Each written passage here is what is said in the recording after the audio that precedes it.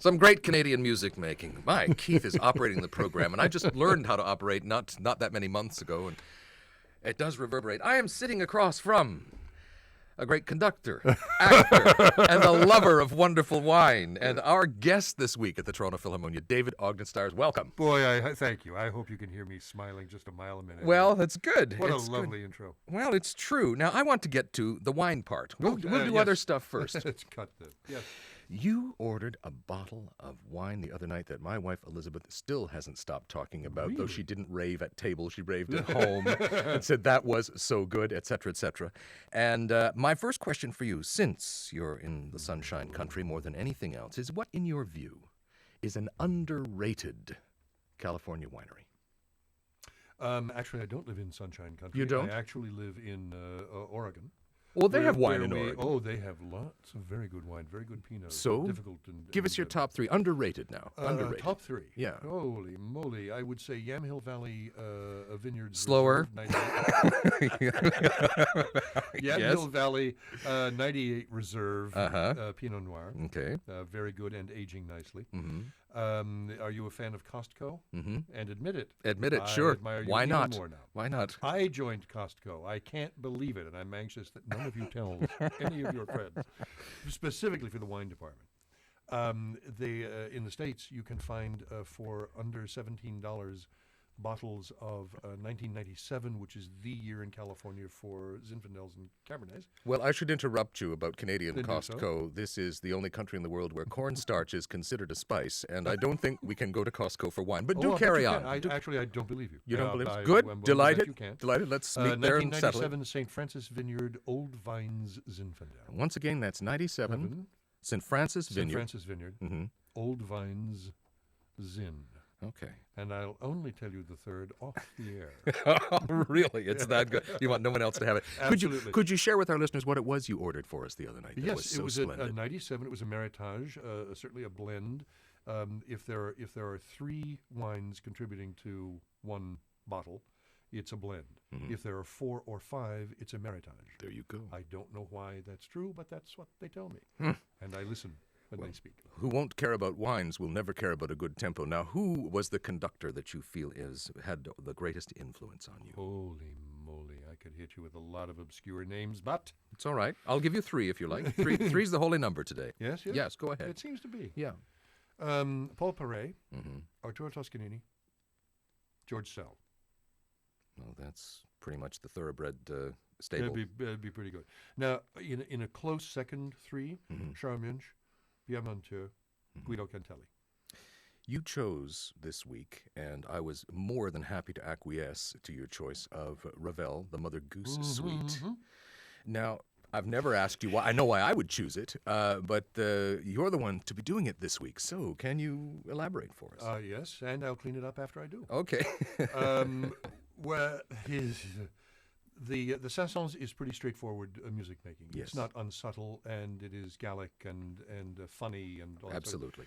But the Ravel runs deeper. And since we are on the animal theme, Mother Goose seemed to me appropriate. Close enough. Yes, you got your beast. Your you know, aquarium, your you Tom got your Thumb. Petit Poucet. Yeah. And I figured that was appropriate. But I conducted it recently with the little band of which I'm associate conductor in Oregon, called the Yaquina Orchestra, an Indian name Yaquina. And it went well, but we are a country band. We don't make perfect sound all the time. We get 2 rehearsals. That's it. But we play. Is it not the most satisfying of the smaller scores? There it is so satisfying. Oh my God! You feel like you've been through more, blessedly, so than the mere amount of time you spend with it. There are some moments of resolution or reapproach in that score that are unlike anything else I know. Magnificently meaningful. We're speaking with small. And yes. small. We're speaking with David Ogden Stiers, And Kerry Stratton. who's going to be conducting Toronto Philharmonia this Thursday night at 8 at the George Weston Recital Hall. He's our guest narrator. He's our guest conductor. For Be tickets, there or be absent. yes, that's right. Yes. You won't have any more fun if you don't go. 416-870-8000. We have some music right now. This is the invitation to the concert, followed by the invitation to the dance of Karl Maria von Weber.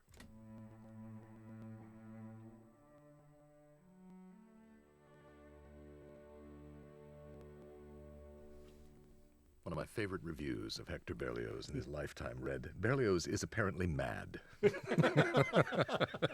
Nothing mad in that. What a piece of orchestration. No kidding. He handles the orchestra with the agility of a scalpel. Phenomenal what that man does with What the an orchestra. interesting image spoken to me. Well, he does do it Yes, well. no, I know. That's why they call it the carve. Invitation to the Dance of Carl Maria von Weber made that much more wonderful by the orchestration of Hector Berlioz, the National Philharmonic with Richard Bonning. I'm in the good company today of David Ogden Stiers. I'm in the better company of Kerry Stratton. He's here in his capacity as conductor and narrator, lover of great wine, enophile. Yes, something like that. I capture that, yes. Yes. And we've been exchanging more stories here than can be found in Leviticus. So, Or repeated. Or repeated. We're going to have to break away, but I should tell you before we break away for commercials that David's with us this Thursday night at 8 at the George Weston Recital Hall. You call 416-870-8000 and ask about Carnival of the Animals. We'll be back in just a moment.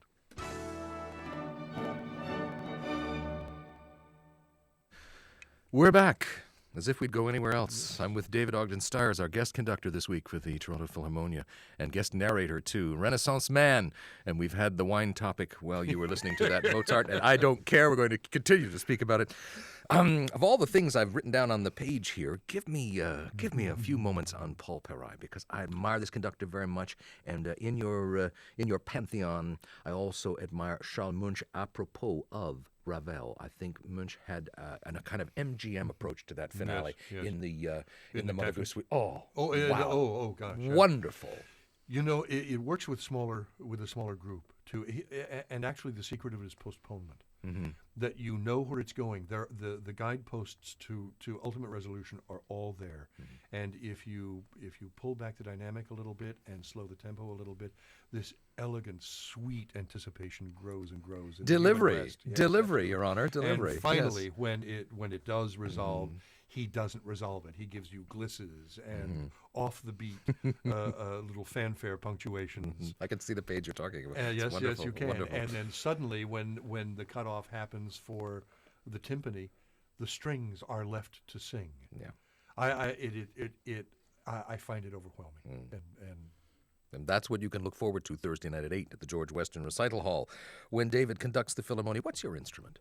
None. You and Berlioz. I see. No. You are apparently mad as well. Is that it? If you hadn't said it, I certainly would have. I had the usual round of piano lessons when I was a kid, and someone tried to teach me violin. I was just not interested in the math of it. Well, then a nodding acquaintance seems to have been more than enough. But I used to sing. I do read a single line. Well, that's it. That's everything. But I don't read vertically. But if you sing, you can make music. You can do it. I And think the best. I pick stuff out on the piano just to be sure I'm right about timing and stuff. Marvelous. I've got a quote here. I'm going to change gears. No, actually, before we leave wine, Sure, I'll please. offer you something from one of my Please. antecedents, one of my countrymen. It was Benjamin Franklin who said, "Wine is the proof that God loves us and loves to see us happy." How delightful. He could rationalize anything, that fellow. Well, there's no Lutheran glee in that. Motion picture and television executives tend to clone past successes. They actively discourage originality because of the high financial risks of dream making. Too many members of the creative community are willing to collaborate. American mass entertainment has always been based on the bottom line. Too often, in my view, it's from the bottom of the barrel. Agree, disagree? Oh. I wish it weren't so clearly true, and it is utterly, that is a veracity that I wish I could contradict, and I can't. You can't. No. The business has gotten so mean-spirited. Negotiating now with an American company, shooting something in Canada. And there's a lot of that going on in Toronto in particular. And I fault not Canada an iota. It's very clever business and marketing. Where I fault anything is the state of California for not having offered similar breaks, tax breaks, and incentives to keep productions there. It doesn't have to be as much as a Canadian and the strength of the dollar in Canada, the American dollar in Canada, but it does have to do with the costs of travel. So you don't have to be as low as Canada because you're saving an extra money by not having to ferry people back and forth. Where I really resented is that the courtesy of the business is gone. I had them like an old Hollywood sit down with the producer and writers of this series, and it was cordial. They knew my entire resume. Great. They mentioned things that were not on the resume that meant they'd done their homework. They're obviously done research. Absolutely. And then it got turned over to business affairs, and things got mean, confrontational, a bit bullying, a bit ultimata, just a little too early. And I now don't care whether it happens or doesn't happen. I'll search out something else. But they've lost me in a crucial way. That the goodwill of that original meeting is now drained from the process, and I would like to do it, and will care if I get it. I will reintroduce my heart to this project and the people. But I cannot. I can't in conscience let my agent be beaten up as though he's merely a messenger. He and I work together. I view it as a partnership. Have you read good screenplays lately? Yes. Yes. Oh, can you tell any? Wonderful screenplays. Can you share any? Or is that breaking confidence? It is sort of breaking confidence. Things that haven't been green lighted, and I'd hate to queer anything that could be done. But interesting stories, certainly character based, that do not go in conventional directions, actually surprise you, and make you walk away from the reading certainly, and would out of the theater with a conversation certain to occur. Of substance beyond, gee, I thought the colors are really pretty. And how about that surround sound? Does it end loud? If it ends loud, we got a deal. I tell you. Right. Helicopter shot, pull away. I was just dazzled. I haven't seen that for a days. week. I'm talking with Renaissance man, conductor, narrator, and lover of the grape, David Ogden Stiers, who will be with us this I only say that because I am too. This Thursday night at 8 at the George Weston Recital Hall. Here is some Mozart.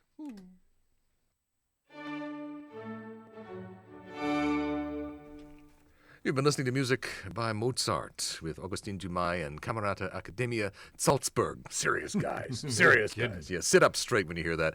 And Augustin Dumay himself nodded and sniffed in time to get that music all together. Ensemble, of course, is everything, and that's part of the technique. I was going to say that with you, but of course we don't get to say anymore. The two great orchestras that made us sound like the serious people we wanted to be.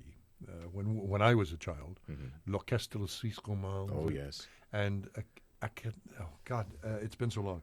Accademia de Santa Cecilia. Yes, yes. Love to say that. And then I had to get to Gardelli or some. There's a lot of those old recordings. I won't throw them out, even though I seldom listen to LPs anymore. But I have Ernst Ansermet, whom I respect enormously, and there were really obvious, glaring errors, and I gather there was no budget to go back in and fix anything. No. So you have some tremendous collector's items. You do, but you also have integrated performances. You have unpatched. Oh, it was magic. Unbuilt. You could see the notes in the air in front of you when Ansermet did some of the thing. The trouble is, what people don't realize when they go to a concert is you're listening to one take. And we have become accustomed to feeding them electronically this unnatural, inhuman musical perfection. Yes. And that's the reason you may go to see the orchestra is because maybe something will go wrong. Who knows what the motivation is? It isn't exactly tightrope walking without a net, but there is a kind of... There is a feel like that. Maybe a bungee parallel. I haven't the foggiest idea what we have left. And Keith here, who of course spent so much time diving for coins with the tour ships here, now that the American film companies have come to Toronto, has pointed to the Thieving Magpie, which is the overture which will begin our concert Thursday night with the David Ogden Stiers as guest conductor. Yes. We've got birds and we've got dogs and we've got the animals and the Carnival of the Animals that you're narrating. But I thought this would be one bird with which we could start out. Here's the Montreal Symphony and a roll of the snare drum conducted by Charles Dutoit.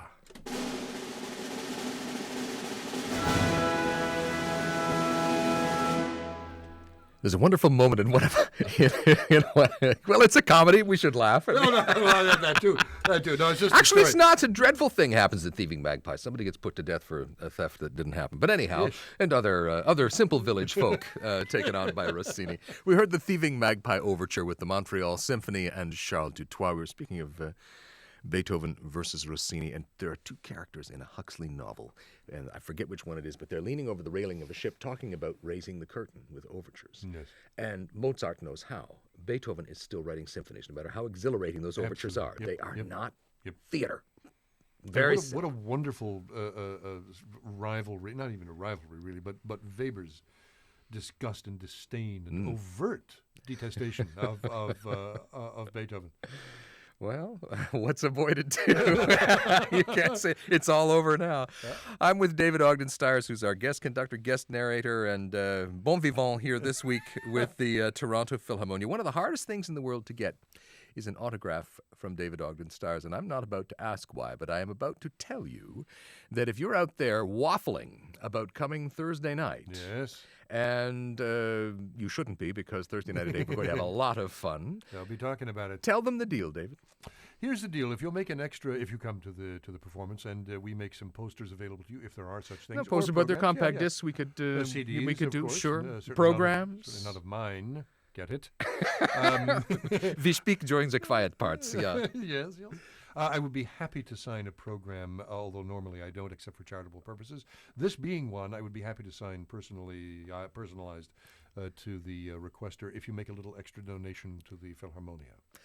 You're listening to Classical 96.3 FM. The program is Music at Midday. I'm Kerry Stratton with David Ogden Stiers. A weather update with the ever alert David Franco in just a moment.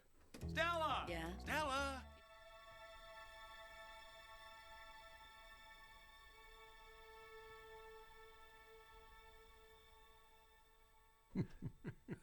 So we should come out of that quiet, like our crops are saved or something like that. But no, it's the Boston. The baby will live. You've been telling jokes. Yes. The man's been telling So have stories. you, Yes, my dear yes, that was Alexander Borodin's String Quartet No. 2 in D major. We heard just the Nocturne, the Boston Pops with John Williams, and all of fully orchestrated, because it sounds great as a string quartet. Who did that? It doesn't say. The It doesn't say. sods. But all that Divisi string writing, Yeah, it suddenly it becomes, Von Williams in elevator shoes.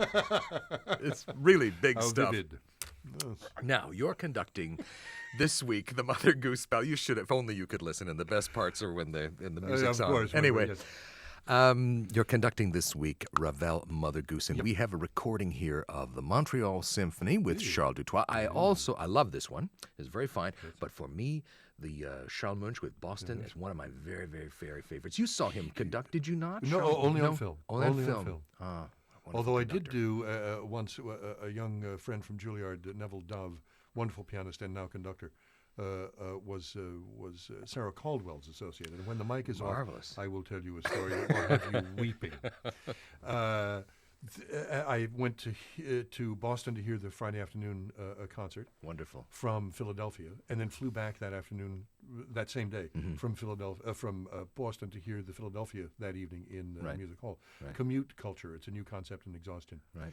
And- Luciano's coming in, even though we're on the air. Come on in. It's all right. Come Yes, come on in. for heaven's sake. The seal is broken. Yes, yes. Just This slam is- it. for Think of heaven's this as the BBC, but anyway, go on. Yes. That was it. Yes. No, I never saw it, but I did see the art of conducting. Right. There is some wonderful Munch footage I admire his work very much. of him just getting the band off its butt by changing tempo, so obviously changing tempo in the Bacchanal of Daphnis. Montu used to do a thing when guest conducting, and no, I don't endorse that you try this, but I'll tell you, he used to, and I know because I went to the Montu school, and Madame Montu would tell us these stories about, as she would say, Piella, and what Piella used to do was he would say, "Do you have forte?" "Yes." "And why do you play fortissimo?" "Do you have piano?" "Yes, maestro." "And why do you play forte?" And just this question answer thing. So within the first 5 minutes, everybody was suddenly reading, really, really intently. Yes.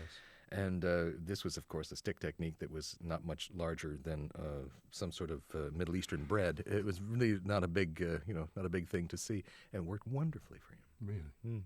He was larger with Chicago. There's a videotape from Kinescope by a company called Video Arts International. The Chicago Symphony television broadcasts, and there are 2 cell performances with Chicago, a Monteur, a Reiner. And the other conductor's gone from it. I want to say Barbaroli, but I don't think it's right. Reiner's beat was huge. On this film? On the film. Unbelievable. I was floored because his I've never seen that. usual technique with guest orchestras this big. was about half an inch, a little tick, and he would say to the guest orchestra, "You're late," as he was making the little movement. The famous. There was an intimidating little man. He would look around, and they told me this in Chicago. He would look around the orchestra at midway after a break in rehearsal, and would say, just to get them to really come back from the break, I said, "Look around the orchestra." Where were we? 4A. I said where were we? You're supposed to say. And on that motivation, and be sure to here get the is, balls in the background. MSO David Ogden Stiers as has part been of with me David's for choice for not Thursday nearly nights long from enough Oh, of this boy, that's my edition feeling of as Music well. at Midday. Please join us Thursday night when David appears with the Toronto What a Philharmonia. lovely piece to hear. You can always fool the airline folk with one of two questions. Put me in the Shakespeare seat, please, and they usually get to be. But they don't get. Please put me in the obscure French early 20th century composer seat. 4A. Yes, absolutely. But they blank. And with that, I remind you that tickets are available by phone. If you have a credit card and a dialing finger, it's 416-870-8000 for this Thursday's 8 o'clock performance of David Ogden Stiers with the Toronto Philharmonia Carnival of the Animals. David, it's been a joy. Thank you, Kerry, to the 10th power.